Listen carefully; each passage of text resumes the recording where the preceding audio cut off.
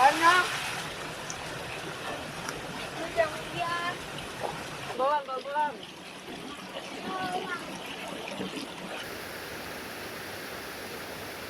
Kita balik lagi ke podcast Medina dengan balik lagi dengan Ustadz Rizky, tapi insya Allah dengan tema yang berbeda, yang lebih segar dan insya Allah bisa menginspirasi banyak orang. Kemarin kita sudah bicara soal apa sih ya, banyak hal, cara menegur dan lain-lain. Nah sekarang ini aku tuh kadang ini aku pribadi juga, mungkin teman-teman yang seusia aku katakanlah yang punya aku ngomong orang lain katakan, makanya aku kacanya tuh aku sendiri lah katakan. Kayak gitu. Kayaknya berarti pasti dengan usia ini punya anak yang rata-rata usianya sudah SMP atau mungkin remaja, SMA, remaja lah katakan. Nah pasti akan ada problematika dalam tanda kutip. Dulu anak kita masih kecil tuh cara mendidiknya, cara ngasih taunya, cara ngomongnya tuh dengan cara X katakanlah. Sekarang dengan bertambahnya usia, dengan usia itu pasti kan ya tambah usia juga tambah ilmu, tambah teman dan lain-lain buat anak kita ya terutama. Nah pasti juga akan ada cara yang kemarin pasti nggak bisa kita pakai untuk yang kalau guyonan anak-anak sekarang tuh ada parenting VOC. Parenting VOC ini gimana? Parenting VOC itu maksudnya yang zaman dulu, yang kalau salah pukul ya. Kalau milenial katanya nggak bisa gitu, katanya milenial harusnya lembut-lembut gitu. Tapi di sisi lain juga tidak dipungkiri bahwa makin kesini ada istilah namanya Gen Z atau generasi strawberry gitu dan lain sebagainya aja.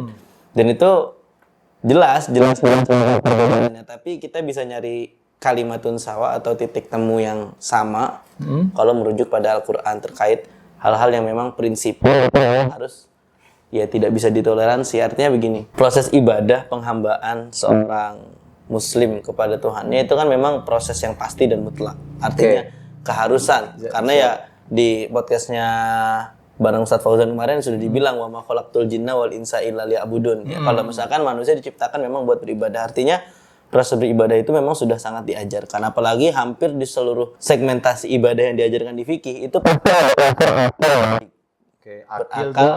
berakal dan balik itu sampai sebenarnya artinya umurnya sampai balik itu akal. Iya, balik itu makanya tablik itu artinya menyampaikan kan, balik itu usianya sudah sampai pada usia yang ditaklif. Taklif itu menerima beban sebagai seorang hamba. Makanya disebut yang mukallaf. Mukallaf itu orang yang dibebankan. Nah, beban apa? Beban ibadah itu tadi. Nah, habis itu mukallaf ya. Semua dosa dan ini sudah betul. Nah, itu makanya padahal juga kenapa kita harus benar-benar tegas, karena sifat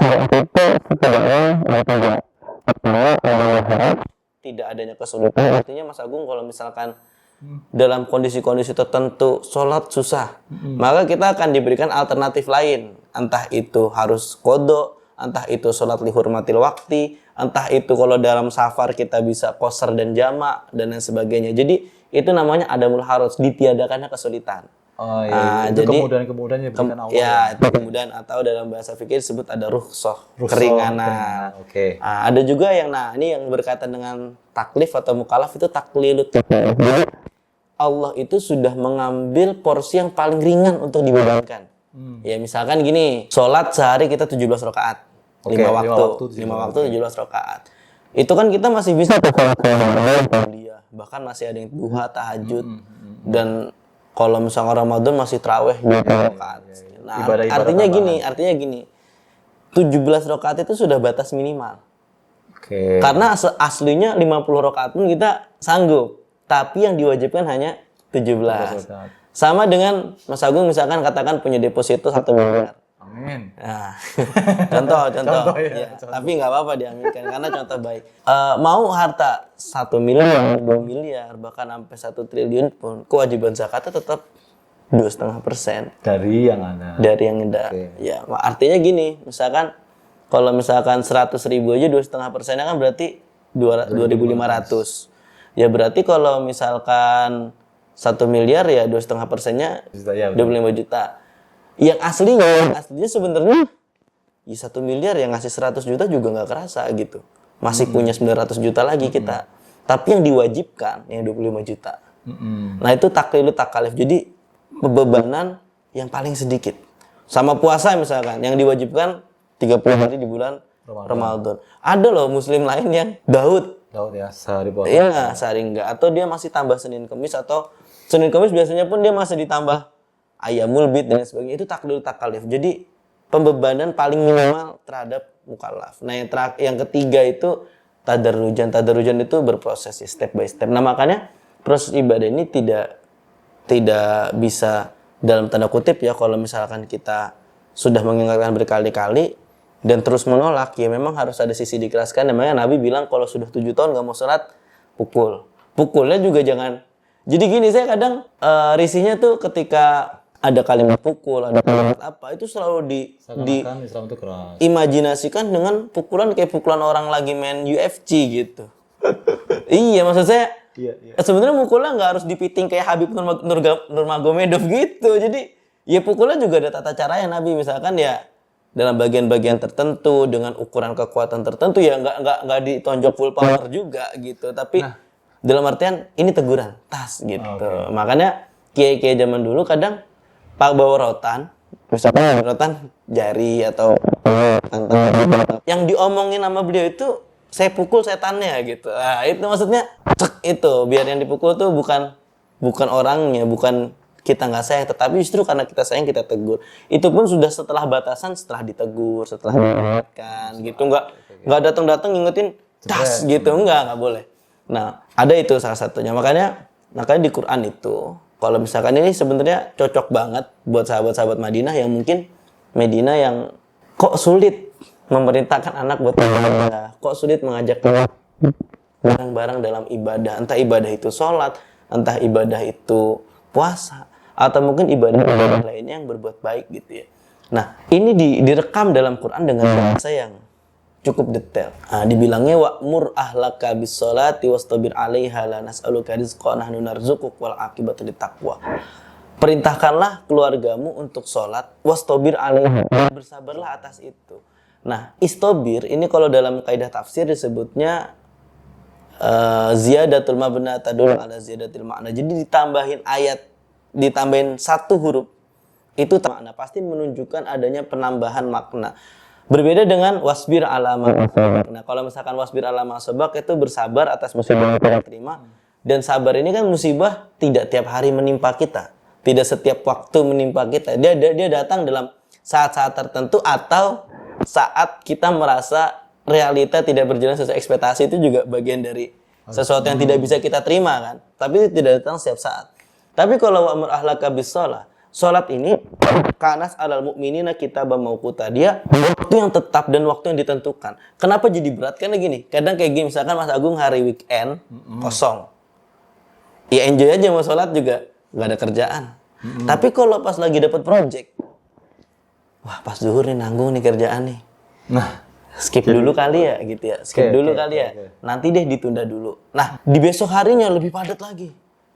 Saking padatnya ternyata zuhurnya lewat 12 ke asar. Nah, ini kanat alal mukminin kitaban mauquta, ini yang bikin berat sholat itu. Jadi waktunya tetap, kegiatan kita berubah-ubah. Artinya mohon maaf ya, apakah karena seakan-akan ibadah kita kan monoton ya? Ya, 5 waktu sehari, jamnya ditetapkan. Bla, bla, bla. Tapi pokoknya sisi lainnya ketika kita sudah punya jadwal yang tetap, harusnya yang lain geser. Menyesuaikan. Jadi gitu. Idealnya gitu. Idealnya jadwal ibadahnya tetap, jadwal lainnya dinego. Tapi pada nyatanya ketika urusannya dengan relasi sesama manusia atau misalnya ibu-ibu, bapak, abi-abi, umi-umi, ayah-ayah, bunda-bunda. Jadi itu kalau misalkan merintah sholat, lalu hari ini atau mungkin merintah subuh, merintah lagi, asar, merintah maghrib dan isya merintah lagi, itu istobir, artinya sabar dan terus menerus. Dia sabar dan tidak hanya sekali tapi terus menerus. Dia bahkan sampai hari ini ibu saya pun meskipun saya udah berproses untuk berkhotib dan lain sebagainya, itu ketika azan ibu saya tetap ngoprak-ngoprak, ayo le, sholat le, karena saya berangkatnya pas komat nih. Ya itu kayak jangan contoh. Iya itu jadi contoh. Nah itu gini, akhirnya menunjukkan bahwasanya ibu saya pun sampai hari ini istobir alaiha, tetap memperintahkan saya untuk sholat. Jadi jangan sampai lagi-lagi udah gede ini disuruh lah. Nggak bisa. Karena Quran bilangnya istobir alaih, sabar dan terus menerus. Jadi sabar ini jangan dimaknai pasrah dan diam, tawakal, berdoa-doa. Sabar itu ada sabar aktif, ada sabar pasif. Sabar aktif ini kayak Mas Agung kerja Senin sampai Jumat, misalkan ada office hour. Ternyata pas OTW macet. jatuhnya macet. Jam pagi berangkat macet, pulang juga macet. Memang. Nyampe rumah cerita ke istrinya, "Duh mah, macet nih di jalan, mana urusan sabos bla bla bla bla," gitu ya. Apa istrinya bilang, "Udah Mas, keluar aja besok, nggak usah kerja." Kan nggak mungkin gitu. Tapi sabar ya Mas ya. Akhirnya Mas Agung besok berangkat kerja lagi. Meskipun mengalami hal yang monoton tadi, kena macet lagi, relasi di kantor kadang bagus kadang enggak. Cuman kita bisa terus bersabar di situ secara terus-menerus karena kita tahu di akhir bulan dapat gaji. Menanggapi tadi yang tadi disampaikan bahwa ada poin-poin yang bisa katakanlah contoh soal sabar katakanlah buat anak-anak kita ketika mengingatkan dan itu sudah coba kami coba melakukan itu insya Allah. Terus contoh terus kemudian yang dicontohkan soal tadi yang aku tuh mau ini nih sholat ibadah yang sudah ditentukan waktunya dan nah, itu sebenarnya dua keadaan Ustaz. Jadi ketika itu aku itu ada di sebuah kantor perusahaan katakanlah, sisi lain juga ketika selesai dari situ aku dengan timku dan ngobrolin teman-teman terus kita tuh ada intinya ngerjain something itu untuk perusahaan. Satu itu yang digaji bulanan, aku sebagai karyawan, yang satu itu aku ini sebagai profesional. Nah, alhamdulillahnya gini, memang ada tantangannya Ustaz untuk kita di jam yang harus padat itu kemudian kita izin untuk sholat itu tantangan tersendiri memang. Terutama kalau aku megang klien di kantor yang ya waktu itu mohon maaf ya, itu 50% nonis, itu agak something gitu. Dan tapi ini balik lagi nih. Kalau aku sih karena ini bicara soal keluarga, soal anak ya, intinya sebisa mungkin kalau aku sih untuk gimana anak-anak ini tetap ibadah di awal waktu, apa segala macam aku ingetin dan lain-lain. Nah, tantangannya tadi Ustaz Rizky bilang benar, bagaimana nggak bisa sekali ngomong, nggak bisa. Iya betul, makanya pakai istobir tadi, sabar dan terus menerus. Lalu? Ya dan nggak, artinya memang itu jadinya kami memilih, aku memilih apakah aku akan selamanya dengan tekanan jadi itu. Kalau itu untuk terkait itu ya, terkait ketakutan kita dengan berhadapan sama relasi kita, berhadapan dengan pekerjaan kita yang dimana kadang kita merasa apakah posisi akan terancam dengan menunda pekerjaan sebentar lalu sholat. Itu ada perkataan dari Imam Mutawadir Syarawi gini, bertakwalah pada Allah maka akan Allah buat dunia tunduk kepadamu, atau engkau akan dibuat tunduk oleh dunia. Artinya gini, sebenarnya itu kata-katanya singkat tapi bagus banget. Bertakwalah pada Allah maka akan Allah buat tunduk dunia kepadamu, atau kamu akan buat tunduk pada dunia. Artinya gini, kita kalau misalkan gak bertakwa, pasti kita ya akan merasa takut besok hidup seperti apa, makan bagaimana. Kalau misalkan saya nggak nurut sama bos saya ini ntar dan saya gimana, kita akan benar-benar dibuat takut untuk itu, sampai-sampai kita meninggalkan ibadahnya. Dan logikanya gini, Quran itu menyebutkan wa ma min dabbatin fil ardi illa 'alallahi rizquha wa ya'lamu mustaqarraha mustaudaha. Setiap makhluk, entah itu hewan melata, manusia dan sebagainya, pasti illa 'alallahi rizquha, ada rezekinya. Nah, berarti kan rezeki itu sesuatu yang terjamin, yang pasti ya. Selama orang itu nggak mati. Nah, kalau misalkan orangnya sudah mati, berarti rezekinya sudah habis. Makanya mau orang depositonya sekian M pun, kalau misalkan dia wayahnya meninggal ya udah clear di situ. Rezekinya itu bukan rezeki tadi. Bukan rezeki. Oke, paham. Nah, selanjutnya setelah hal seperti itu kita bangun, kita konstruk bahwasannya rezeki itu pasti. Coba ditanyakan lagi sama diri kita, sebenarnya ibadah kita pasti nggak? Apakah kita sehari pasti sholat? Apakah kita sehari itu pasti ada ibadah sunnahnya? Apakah dalam sehari kita pasti bisa nolongin orang? Justru kan ini yang nggak terjamin. Paham nggak maksudnya? Rezeki ini pasti. Nah, rezeki itu pasti, ibadah itu nggak pasti. Ibadah nggak pasti. Nggak ada yang ngejamin. Dan persoalannya, kalau dalam wilayah misalkan di kantor, di tempat kerja, atau kita bisnis sendiri, kita pergi orang ada yang gantikan. Pasti. Dan perputaran itu cepat banget. Dan kalau ibadah, urusannya kan personal. Yes, benar sih. Tanggung jawab kita, dan itu nggak terjamin. Nah, kalau misalkan kita mati dalam keadaan banyak hal yang tidak terjamin ini tidak terpenuhi, ya kita akan rugi. Nah, di situ kita baru tahu betapa mahalnya waktu, betapa mahalnya kesempatan untuk ibadah itu. Makanya istabir 'alaiha itu wa amur ahlaka bis sholati wastabir 'alaiha, selain kita memerintahkan keluarga kita untuk Ibadah. terus menerus cari ibadah, itu kan jadi teguran juga buat kita. Kalau kembali kepada pembahasan keteladanan, maka kita juga harus sama-sama berupaya untuk menuju itu. Maka dari itu, kalau misalkan ada sampai orang yang berbicara, nanti dulu deh sholatnya, ini sayang kerjaannya nanggung, berarti dia sudah mengejar yang terjamin dan meninggalkan yang tidak terjamin. Lu kan kita lucu ya, misalkan Mas Agung ke situ ya udah pasti dapat 10.000. Tapi Pindah ke tempat lain. Tapi belum tentu dapat ini. Sedangkan namanya sudah terjamin, kapanpun kita butuh, dia pasti akan datang. Tapi kalau sesuatu yang nggak terjamin, nggak kita kejar, ya dia pergi, hilang. Hilang dalam artinya waktu itu terbatas. Makanya Imam Ghazali itu ketika membahas tentang ra'sumal atau puncak modal utama itu bukan uang, al-waktu ra'sumalik. Waktu itu modal utama kamu.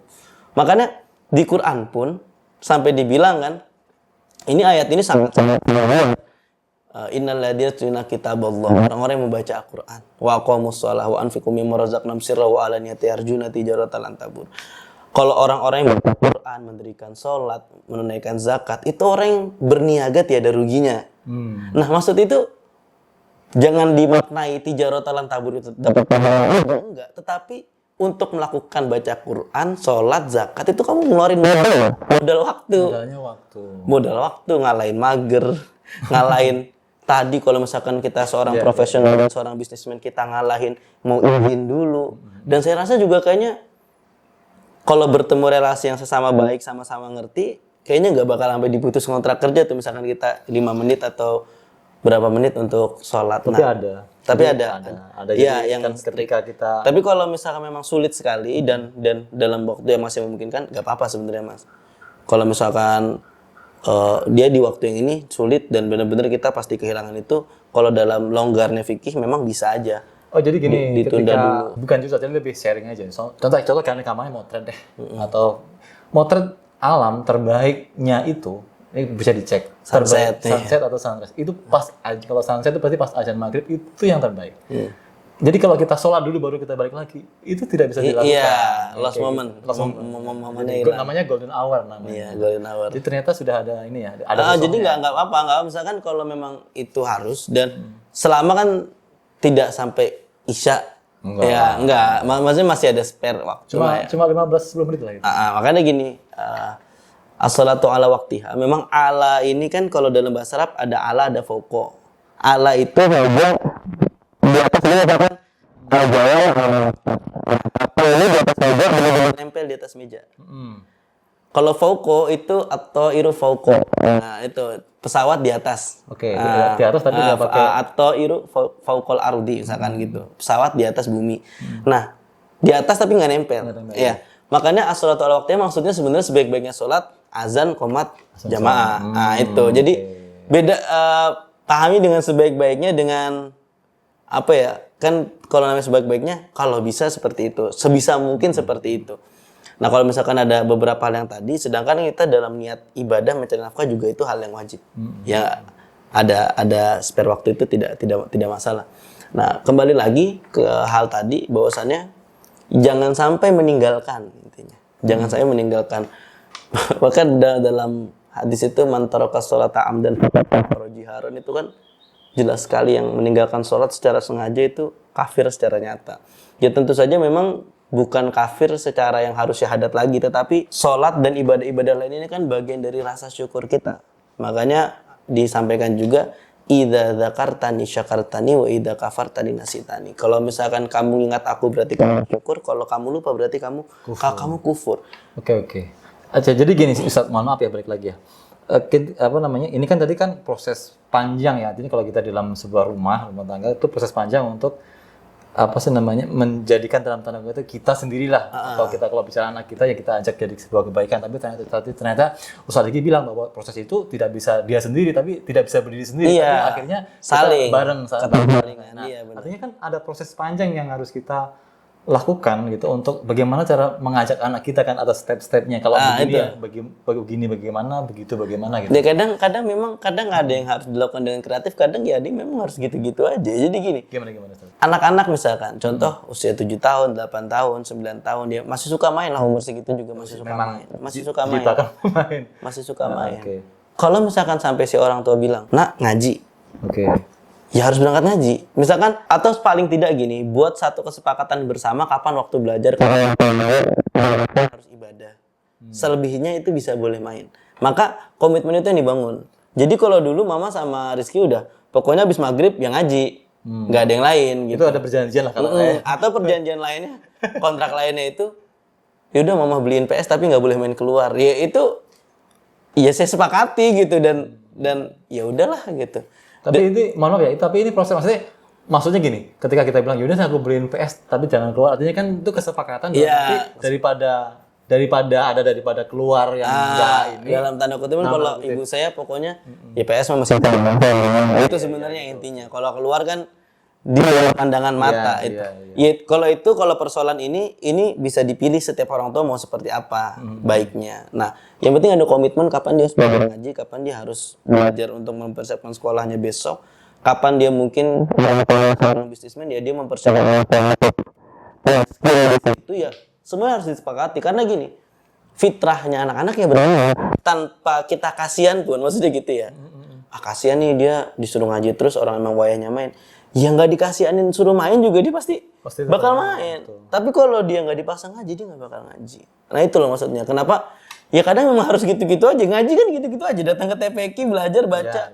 Semakin kita kreatif malah kadang agak aneh. Malah ya sesekali bolehlah dibikin event sesekali. Tapi tetap proses talaki atau musyafahah belajar Quran ini memang seperti itu prosesnya. Nggak bisa dikreatifkan gimana-gimana. Kecuali memang dibikin event supaya nggak bosan. Tapi kalau proses talaki siapa ya memang begitu. Ya setoran Quran pun kita nggak bisa dikreatifkan kayak gimana gitu ya. Tetap gurunya duduk harus tahan dengerin muridnya ya muridnya harus siap setoran ya gitu. Gitu doang. Gitu ya. Cuma jadi mungkin ada yang gitu-gitu aja. Kreasinya tuh mungkin kayak yang tadi statistik pernah ngomong sesuatu kapan hari ngomong itu soal misal dibikin event terus kemudian eventnya bikin apa di masjid gitu. Ya, intinya itu menarik aja tapi kalau dalam prosesnya muatannya sama. Karena ya gimana misalkan menghafal semudah tersenyum. Enggak bakal udah tersenyum. Tetap dia susah ngaji, tetap setoran atau misalkan talaki Quran memperbaiki tahsin bacaan Quran. Mau metodenya A, B, C, ujungnya tetap aja kho ya dibaca kho, wo dibaca wo, to dibaca to, dan itu butuh proses dan itu harus gitu-gitu aja gitu. Oke, sorry. Jadi ini kan bicara soal prosesnya tadi ya. Terus kemudian ujung-ujungnya itu katakan. Nah, artinya kayak mohon maaf ya, kita ketika di usiaku tuh sudah ada namanya dulu Iqra.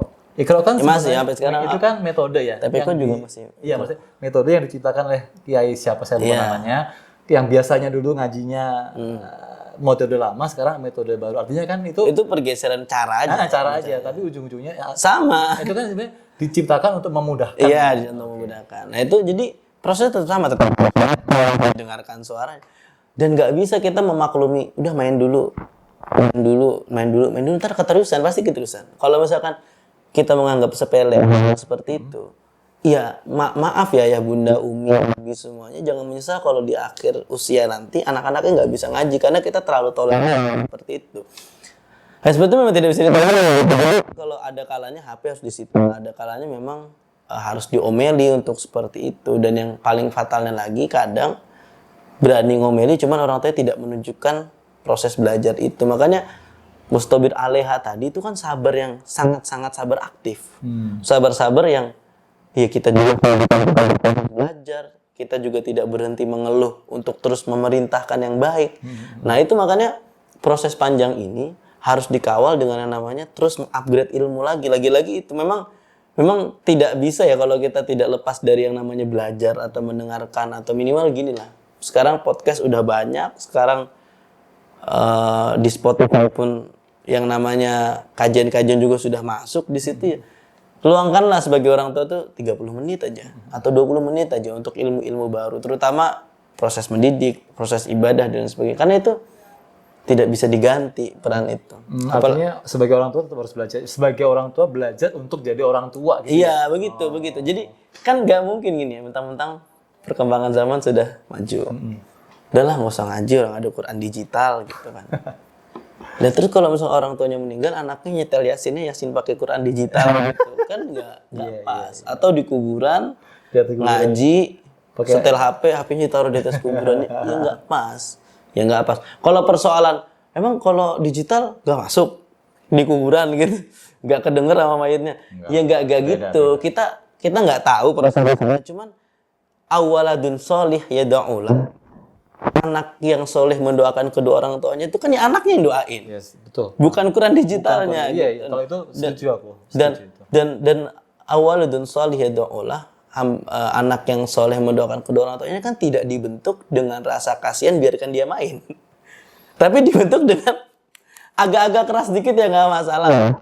Ya, ibu saya mungkin dikenal sebagai guru ngaji, ibu-ibu yang sangat sabar gitu. Tapi ada kalanya juga kalau dulu saya nggak ngaji ya diomelin gitu. Ya harus seperti itu. Maka kadang Ustaz, aku potong sedikit. Tadi kan bicara masalah ibunya yang ngajar ngaji untuk anak-anak. Mohon maaf, kan Ustadz Rizky kecilnya juga ada ajarin ngaji sama ibu. Nah, aku mau tanya nih, bukan rahasia sih. Beda nggak sih memperlakukan anak yang ngaji? Oh, itu bisa anaknya orang lain. Tanya ya, ibu saya yang orang biasa. Kalau Mas Agung survei ke anak kiai, itu kenapa kiai anaknya ditaruh di pondok luar? Oke, nah itu ditaruh di pondok luar. Karena dia pasti lebih keras sama anaknya daripada santrinya. Iya, emang. Lah, iya emang. Pasti itu makan, dan anaknya pun senang-senang aja di luar karena di luar dia dihargain anaknya kiai. Iya kan? Iya, punya privilege. Privilege anaknya kiai. Lah kalau sama bapaknya pasti keras sendiri. Waduh, kalau itu misalkan ya Gus saya lah di pesantren kemarin. Yang lain setorannya diingetin seadanya. Kalau bentak sesekali, cuman kalau bentak anaknya lebih kenceng gitu ya. Misalkan yang lain-lain cuman ngaji aja, ya anaknya ya. Selain sisi tega, apakah ada niatan tertentu biar belajar di sana?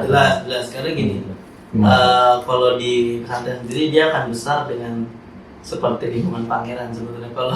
Kalau di Jawa Tengah, Jawa Timur itu memang Gus itu kayak pangeran, ibaratnya dia dihargai betul sama santri dan kadang ayahnya tidak ingin anaknya tumbuh dalam glorifikasi seperti itu, tumbuh dengan dibesar-besarkan dan sebagainya. Jadi kalau dilempar agak jauh kan jadi orang biasa. Biar merasakan ini ya. Meskipun di sisi lain tahu juga nih anaknya ini, tapi tidak akan diperlakukan seistimewa di pondoknya sendiri. Nah itu salah satunya. Dan memang harus tega tadi. Makanya tadi saya bilang kenapa kalau anak kecil ya udah fitrahnya main ya pasti tanpa disuruh main dia akan main. Cuma kalau nggak disuruh ngaji, nggak disuruh belajar dia nggak belajar. Makanya itu pentingnya orang tua bisa memanage dengan baik, lalu memberikan contoh, lalu juga punya ilmu, lalu juga tidak bosan-bosan kan, istobil alaiha tadi. Dan itu nantinya akan menjadi rezekinya orang tua itu sendiri. Kan kalau misalkan anaknya sudah bisa ngaji, dulu galakin nggak sia-sia. Ya di sisi lain memang perjalanan mama sama ayah yang nunggu saya selesai dan lain sebagainya pun ya roller coaster juga gitu, sempat keluar pondok dulu, sempat macam-macam lah pokoknya. Ustaz Rizky, tadi aku mau nanya gini Ustaz, kan tadi bilang masalah manajemen orang tuanya. Iya.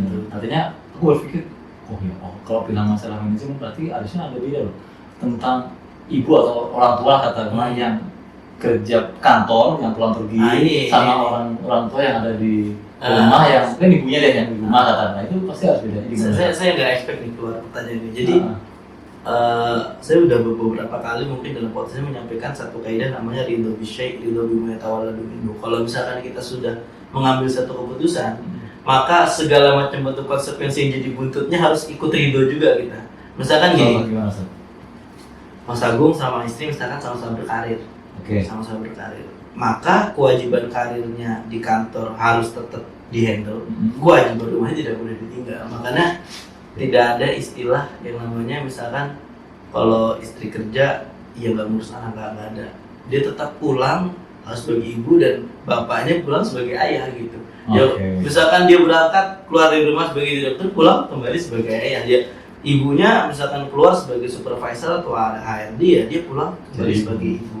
Makanya kewajiban untuk mendidik, kewajiban untuk menjadi madrasatul ula itu tidak hilang, tidak lepas.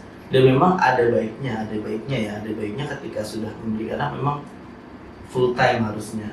Kalau dalam pandanganku ini mungkin bisa diperdebatkan lah di kolom komentar dan sebagainya. Tapi menurut gini, yang namanya prioritas itu tidak bisa dipungkiri Mas Agung.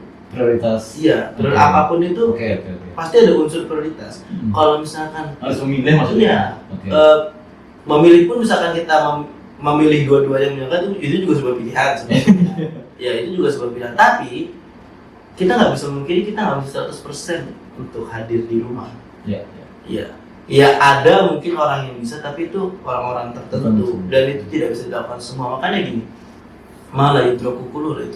Kalau misalkan nggak bisa dapetin semuanya, seenggaknya jangan menghilangkan semuanya gitu. Nah, maka dari situ tinggal diperhatikan sendiri kalau kayak gitu ya. Misalkan kira-kira kapasitas saya kuat nggak nih mengemban amanah di kantor sekaligus menjadi ibu. Kira-kira kuat nggak nih? Ya namanya kalau laki-laki kuatnya harus kuat karena punya kewajiban menafkahi. Tapi ini lagi-lagi bukan bicara tentang superioritas atau inferioritas, tapi ini bicara proses tanggung jawab. Ya memang belakangan saya juga sering diskusi dengan teman saya bahwasanya kalau perempuan bekerja harus dipandang sebagai pencari nafkah penuh. Ya oke lah, itu terserah. Tapi kewajiban itu tidak bisa hilang. Ya kewajiban ibu sebagai satu lah tidak bisa hilang. Makanya kalau sudah siap seperti itu, harus siap juga tetap menjadi pendidik. Itu. Jadi seperti itu. Tadi Ustaz Rizky baru bukan baru sih, tapi berkali-kali masalahnya bahwa ibu itu namanya madrasatul ula. Ada lanjutannya tuh Ustaz? Apa tuh? Bukan, kalau lanjutannya itu saya waktu itu perkataannya Profures mungkin ya. Saya bilang almar'ah atau imra'ah musaqafah ya madrasatul lati tunsyi'ur rijal. Ya, itu kalau misalkan perempuan itu adalah sosok yang akan membentuk generasi terbaik. Faidah sulhal wal usrah, dan keluarga hiya labina'il asasiyah libina'il mujtama. Ia adalah pondasi dasar, pondasi utama keluarga itu libina'il mujtama, untuk membangun masyarakat. Ida sulhal usrah sulhal mujtama. Kalau keluarganya benar, maka masyarakatnya pun akan baik, akan benar. Maka jadi itu tadi, makanya kenapa saya bilang ridho bisyai dari minhu. Kalau misalkan ditinggalkan kewajiban itu, ditinggalkan peran itu, yang terancam posisi kapasitas keluarganya. Jadi kalau semakin banyak keluarga yang tidak seimbang tadi, ya kondisi mujtamanya jadi nggak bagus, nggak stabil, bangsa kita jadi nggak bagus. Ayat lanjutannya itu la nas'aluka rizqa nahnu narzuquk. Kita tuh nggak minta rezeki dari kamu, kata Allah. Nahnu narzuquk, bahkan kita yang kasih modal. Modal waktu. Iya, modal waktu, kita yang kasih kamu rezeki. Kamu bisa makan. Paling sederhana gini Mas Aku. Wasakhkhara lakum ma fis samawati wa fil ardh. Allah tundukkan yang di langit dan yang di bumi. Untuk manusia. Hewan-hewan dibikin nggak nyerang kita. Coba ini agak nakal dan agak konyol. Coba bayangin kalau gorila di set up untuk bisa balas dendam sama manusia. Orang hutan di set up bisa balas dendam buat manusia. Kayak di film X gitu loh, yang mereka berkoloni menyerang gitu kan. Tapi Allah taskhir itu, Allah tundukkan mereka. Atau misalkan Allah buat ular-ular liar masuk ke komplek perumahan. Kan hidup kita nggak tenang, nggak nyaman. Jadi aku baru paham sih. Yang menentukan tuh Allah. Allah, iya. Bukan jadi berarti hewannya. Iya, enggak, bukan berarti. Ya kan semua kan kehendak Allah ya. Tidak ada saya kalau ya apapun jadi. Bahkan gini, Plato itu berpendapat jika manusia ini kok keren. Kenapa keren? Dia ngelihat kayu, pohon besar, besok jadi bambu. Iya. Itu perenungan yang sederhana. Mungkin gini, kita akan menganggap pikiran ini konyol karena kita sudah menganggap barang itu biasa. Tapi kalau kita renung lebih dalam, kok manusia keren ya? Ada timah, jadi tameng. Kok bisa jadi alat perang, baju perang, bisa jadi pedang dan sebagainya. Ini lagi nih ada kertas, ada cairan, bisa jadi lukisan. Kenapa manusia punya hal seperti, dan manusia punya kecenderungan yang berbeda. Kadang dia pandai di seni, kadang dia pandai di kenapa ya, apa ya namanya, akhirnya muncullah istilah ide. Saya punya ide, itu istilah Plato tuh. Oh gitu. Iya. Jadi ide itu menurut Plato itu adalah bekal bawaan supaya manusia bisa berpikir. Kalau dalam bahasa kita akal. Nah, manusia dititipkan ide bahasa Plato. Tapi gini ya, manusia kan terlahir dari manusia lain. Dan ya kan, manusia terakhir manusia lain. Perenungan-perenungannya terus berjalan sampai siapa ya manusia pertama? Pasti nggak mungkin dong dia tiba-tiba celing ada di bumi. Kalau begitu, jangan-jangan di luar bumi ada yang besar lagi. Ternyata ada matahari tuh. Kenapa ya matahari gak nabrak bumi? Akhirnya Plato berpikir jika ternyata di balik ide manusia itu ada ide yang maha besar. Persoalannya dasar benar, tidak jarang orang yang berpikir sedalam itu. Ya nggak semua saya baca kan. Iya. makanya gini, hadirnya syariat itu memangkas proses berpikir kita itu. Kenapa Nabi bisa dibilang rahmatan lil alamin, rahmat bersemesta alam? Karena tanpa kita harus berpikir kayak Plato, tanpa kita perlu merenung seperti Socrates dan Aristoteles, kita sudah diajarkan mengenal Allah plus cara beribadah dan mendekat pada Allah. Sampai merinding saya ngomongin. Tapi itu benar-benar memberikan ruang yang sangat fleksibel dan efektif kan. Makanya disampaikan di sana ideologi soal cara yang mendekat. Makanya syariat itu artinya jalan. Jadi di Quran itu yang jalan itu ada 4. Syariat, sabil, torik, sirot. Sirot ini kan siratul mustaqim, itu jalan yang lurus. Ya kan? Sirot sama torik tadi. Nah, sirot itu jalan besar. Kalau kita jalan tol misalkan. Semua orang bisa lewat jalan tol meskipun pintu masuknya beda-beda. Nah, pintu masuknya ini sabil. Ya, yang jalan-jalan kecil menuju jalan tol itu sabil. Makanya kita bisa masuk siratul mustaqim dengan sabil yang berbeda. Misalkan bagi pebisnis ya sabilnya dermawan, bagi ya Mas Agung misalkan di dunia video fotografi ya sabilnya kita bantu orang untuk profiling, kita bantu orang untuk branding. Nah, kalau tarik itu jalan yang namanya jalan. Kalau syariat itu jalan menuju mata air. Ya, makanya syariat itu disebut jalan karena itu menuntun seorang makhluk menuju satu. Jadi tertentu banget. Iya, itu sedetail itu Al-Quran. Makanya ini ada kaidahnya namanya al-alfat allati taraduf wa laysa pintu. Kata-kata yang berupa tapi tak sama. Terjemahnya boleh sama tapi pemaknaannya itu ternyata mendalam. Nah, balik lagi tadi hal-hal seperti ini sudah memang menjadi perenungan-perenungan yang dipersingkat tadi sehingga kita bisa mengenal Allah. Makanya Nabi bisa menjadi rahmatan dan alamin tadi tanpa kita berpikir seperti Plato, kita sudah diajak mengetahui ini semua. Tinggal ini mohon maaf aku persingkat aja. Artinya tinggal stamina waktunya dengan apa yang disampaikan selain itu mencapai itu ya. Iya, stamina waktunya ya perlu. Tapi misalkan di Quran dibilang afala tatafakkarun, afala yatadabbaruna al-Qur'an am ala qulubin aqfaluha. Kenapa kamu enggak tadabbur, hati kamu tertutup? Supaya meskipun kita sudah dikasih shortcut, dikasih shortcut lewat Nabi, lewat syariat, kita tetap bisa berpikir bahwa ternyata ini nikmat yang sangat besar hidayah. Jadi yang tadi saya sampaikan panjang lebar tentang Plato dan sebagainya itu puncaknya saat itu nikmat hidayah. Jadi kita nggak cuma menganggap kayak dengar saking dengerin Ustadz atau nikmat Islam, nikmat hidayah, kan jadi kita kayak ya nikmat. Kita nggak nyadar lewat aja ya. Iya lewat, kita nggak sadar itu memangkas hasil perenungan yang sangat jauh. Mu'tazilah itu sampai bilang gini, orang-orang Mu'tazilah ini kan pemikir keras. Sebenarnya kita nggak butuh nabi kata Mu'tazilah. Karena dengan akal kita bisa mencapai Tuhan. Setelah saya baca kisah Plato, kayaknya benar juga nih orang. Tapi masalahnya, prosesnya nggak semua orang mau kayak gitu. Nggak semua orang mau kayak gitu. Ya akhirnya, tapi lagi-lagi juga bukan berarti nabi datang untuk memberi shortcut doang, tapi untuk memberikan contoh, memberikan satu perwujudan jika sesayang itu Allah sama makhluknya. Nah, kembali lagi ke pembahasan utama kita bahwasanya bersabar dan berproses bersama untuk terus-menerus menjalankan ibadah itu tidak bisa berhenti dan tidak bisa dianggap sepele gitu maksud saya. Gak bisa sekedar dimaklumi, kasihan, capek, gak bisa. Jadi memang harus effort gitu ya. Artinya kita tetap bisa memposisikan porsinya masing-masing lah kata itu. Oke, Ustaz.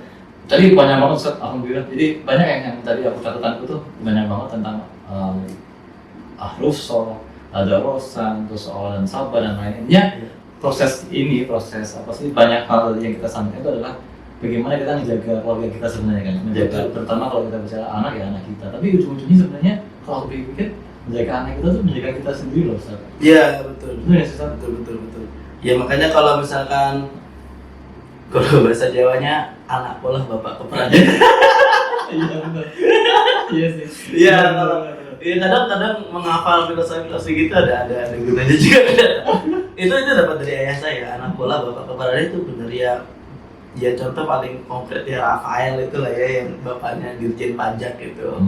Anaknya jadi kena pajak nikah ya bapaknya dicopot jabatannya. Iya, sesederhana itu. Makanya ku anfusakum wa ahlikum, jagalah dirimu dulu, dirimu wa anfusakum wa ahlikum naron. Jadi jaga dirimu dan keluargamu dari api neraka ya, karena berkelindahan tanggung jawabnya. Itulah pentingnya orang tua memberikan ilmu ya anak mendoakan, yes, dan lain sebagainya itu. Jadi memang hubungan itu sudah diatur untuk saling sinergi dan terikat relasinya itu. Baik Ustaz, kayaknya cukup banyak banget yang kita bisa catat atau kita praktekkan. Semoga teman-teman sahabat-sahabat di Madinah juga ada catatan-catatan khusus tentang apa yang kita sampaikan, dan semoga menginspirasi, semoga yang baiknya bisa diambil gitu.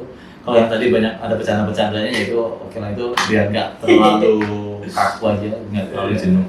Baik Ustaz, terima kasih. Sampai ketemu lagi di next episode podcast ini. Assalamualaikum warahmatullahi wabarakatuh.